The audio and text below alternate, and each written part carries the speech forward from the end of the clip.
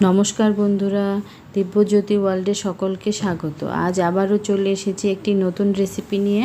আমার আজকের রেসিপি হলো রুই মাছের মাথা দিয়ে লাউ ঘন্ট।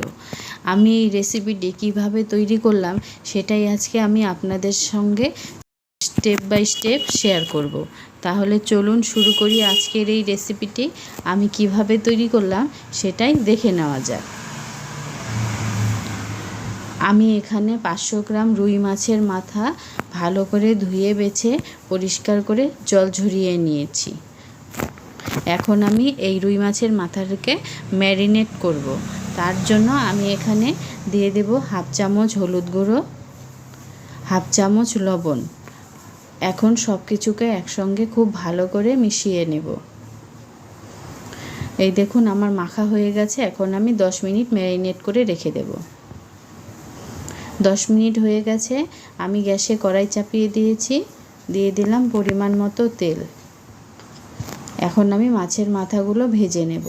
তার জন্য এখন আমি গ্যাসের আঁচটাকে একদম লো করে দিয়েছি, যাতে তেলটা ছিটে না যায়। এই দেখুন আমি দিয়ে দিচ্ছি মাছের মাথাগুলো। মাছের মাথা দেওয়া হয়ে গেছে। এখন আমি একটু 2 মিনিটের জন্য ঢেকে দেব, যাতে তেলটা ছিটে না আসে। এরপর ঢাকনা খুলে আমি মাছগুলোকে উল্টে দেব। এই দেখুন আমি মাছগুলোকে উল্টে দিচ্ছি। এইভাবে উল্টে দিয়ে আমি মাছগুলোকে লালচে করে ভেজে নেব। মাছগুলো একটু কড়া করে ভাজলে স্বাদটা বেশি হয়। এই দেখুন মাছ ভাজা হয়ে গেছে, আমি নামিয়ে নিচ্ছি। এই দেখুন বন্ধুরা, আমার মাছ ভাজা নামানো হয়ে গেছে, আপনারা দেখতেই পাচ্ছেন। এখন আমি মাছ ভাজার ওই তেলেই এখন ফোড়নে আমি দিয়ে দেব শুকনো লঙ্কা, তেজপাতা আর দিয়ে দেব গোটা জিরে। ফোড়নটাকে একটু লালচে হওয়ার জন্য ওয়েট করব। ওইদিকে আমি একটি কচি লাউ একদম কুচো কুচো করে কেটে নিয়েছি, আপনারা দেখতেই পাচ্ছেন। ওইদিকে আমার ফোড়নও লালচে হয়ে গেছে। ওর মধ্যে এখন দিয়ে দিলাম কেটে রাখা লাউগুলো। এখন কিন্তু গ্যাসের আঁচটাকে আমি মিডিয়াম করে দিয়েছি। আমি লাউয়ের সঙ্গে তেল আর ফোড়নটাকে একটু মিশিয়ে নেব। এই দেখুন মেশানো হয়ে গেছে। এর মধ্যে এখন দিয়ে দিলাম 1 চামচ লবণ। আবার খুব ভালো করে আমি মিশিয়ে নেব। লাউয়ের সঙ্গে লবণটাকে খুব ভালো করে মিশিয়ে নেওয়া হয়ে গেছে, আপনারা দেখতেই পাচ্ছেন। এখন আমি ঢাকনা দিয়ে 2 মিনিটের মতো ঢেকে দেব। 2 মিনিট হয়ে গেছে, ঢাকনা খুলে এখন আমি একটু নাড়াচাড়া করে নেব।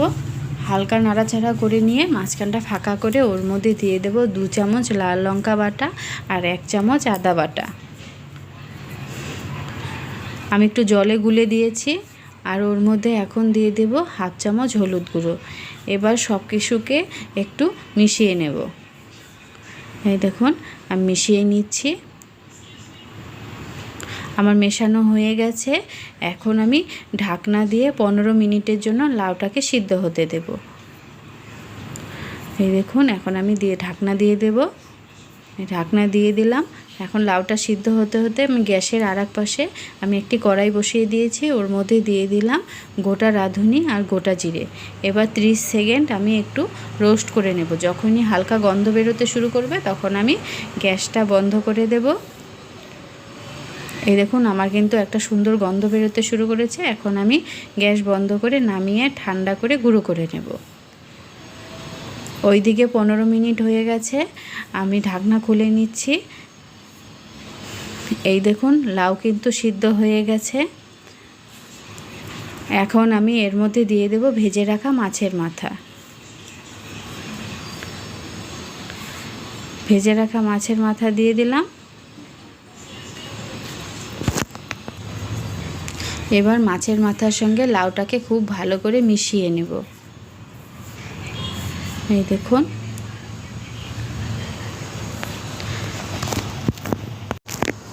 লাউয়ের সঙ্গে মাছের মাথাগুলো খুব ভালো করে মেশানো হয়ে গেছে। এখন আমি ঢাকনা দিয়ে আবারও 10 মিনিটের জন্য ঢেকে দেব। এখন কিন্তু গ্যাসটাকে হাই ফ্লেমে রাখতে হবে। 10 মিনিট হয়ে গেছে, আমি ঢাকনা খুলে নিয়েছি। এখন কিছুক্ষণ নাড়াচাড়া করে নেব।